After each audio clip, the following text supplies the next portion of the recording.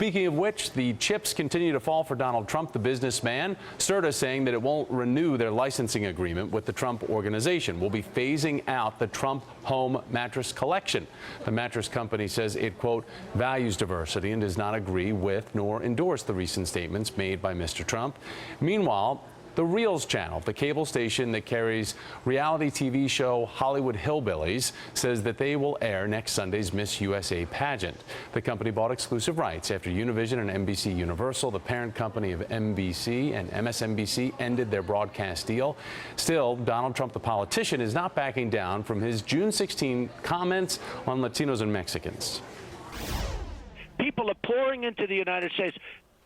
I guess some come from Mexico, but they come from all over the world. By the way, they come from the Middle East. We don't even know where they come from. Why did you have to say that they're rapists, though, Donald? It's resonating with the voters. You look at the statistics on rape, on crime, on everything coming in illegally into this country, they're mind-boggling. I read the Washington Post, I read the Fusion, I read the Huffington Post, and that's about women being raped. It's not about criminals coming across the border or entering the country. Well, somebody's doing the raping, Don. I mean, you know, somebody's doing the, you're saying it's women being raped. Well, who's doing the raping? So the Washington Post political reporter, Colby Itzkowitz, is with me now. Colby, it's good to have you here. And that was Don Lemon's interview last night on CNN with Donald Trump. I must admit, I stayed up late to be with Don to see that interview. It was very interesting to watch. Yesterday, we have George Pataki coming out condemning Trump's remarks. Just a short time ago, we have Jeb Bush reacting in an interview with the Daily Caller saying, quote, his views are not reflective of the immigrant experience. He's just wrong. So, Colby, how big of a problem is this for the GOP, for the RNC, with Trump going forward and just flat out not recanting anything?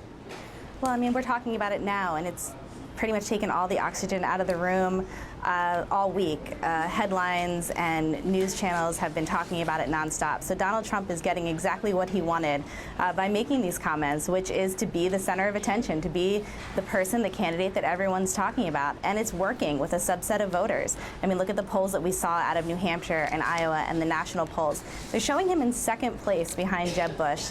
That's, you know, something like 10 to 12% of Republican voters say that they would vote for Donald Trump to be president of the United States. But meanwhile, when we think about what this is doing to the Latino community, obviously they are highly insulted by the remarks that were made. And meanwhile, this is a benefit to Democrats right now who appear to be doing well in polls for the Latino voting bloc that would really be happy to engage them on their side. Oh, absolutely. I mean, Republicans have long said unless they can get the Hispanic vote, they're not going to win the White House ever again. And having Donald Trump out there talking like this is certainly not helping them. I mean, Hillary Clinton has brought this up, Donald Trump's comments up time and time again, not using his name, just saying a Republican candidate, which makes you wonder if she's trying to lump him in with the entire field. I was surprised, actually, that more Republicans haven't come out, like Jeb Bush, like George Pataki, to distance themselves from Donald Trump. In fact, Ted Cruz this week actually said Donald Trump shouldn't apologize, that Donald Trump was right and that he's a terrific guy. So we now have, in terms of Trump Organization business, 4 golf bodies have distanced themselves from the Trump Organization. The city of New York is reviewing deals with Trump, who has sold himself, you know, as we all know, his MO, a shrewd businessman, drives hard bargains. He's going to bring China to its knees. But that's a lot of rhetoric. And is this something that can continue for a consistent campaign message? Well, it'll be interesting to see how Donald Trump eventually will be impacted by this, the business side of his running for president. But he is, if this is all for show, he's keeping up appearances. I was in Iowa a couple of weekends ago and spent some time with his campaign operatives out there. He has hired real, authentic campaign operatives and has a ground game going in Iowa. I believe he also has one in New Hampshire. And he's making a serious run for president. And it seems like all of this and the fight with Macy's and the fight with NBC is only emboldening that. Washington Post, Colby Itzkowitz. Colby, thanks for your time. Appreciate it. Yeah, thanks so much.